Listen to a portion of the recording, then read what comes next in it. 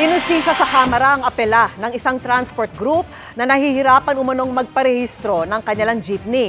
Ginagawa raw kasing requirement ang pagpapakonsolidate, bagay na itinanggi ng LTFRB.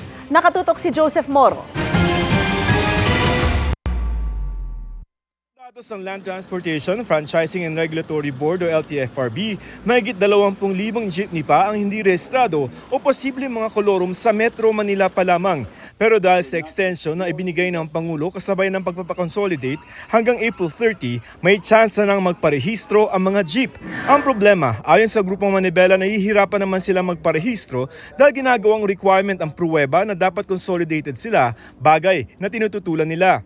Sa pagdinig ng House Committee on Transportation, binago na ito ng LTFRB. Wala na tayong nire-require na application for consolidation bago natin sila i-confirm kasi sabi ng Presidente, i-extend natin hanggang April 30. Pero hinikayat ng LTFRB na oras makapagparehistro ay magpa-consolidate sa ilalim ng PUV Modernization Program.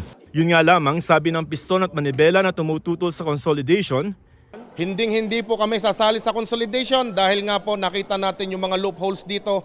sabi ng ilang kongresista, hindi nasusolusyonan ng extension ang mga totoong problema ng PUV Modernization Program tulad ng kawalan ng Route Rationalization Plan at tila paglabag ito sa karapatan sa kabuhayan sa ilalim ng konstitusyon.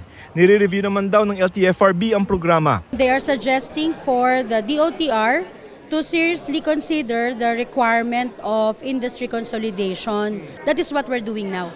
Umaasa ang Piston at Manibela na maglalabas ng resolusyon ng Kamara para tuluyan na munang ipasuspinde ang PUV Modernization Program tulad ng resolusyon na nagpa-extend sa deadline ng consolidation. Umaasa tayo rito na may karapatan ng ang House na mag-propose ng House Bill para doon sa pagsususpinde ng programa. Para sa GMA Integrated News, Joseph Morong, Nakatutok 24 Oras.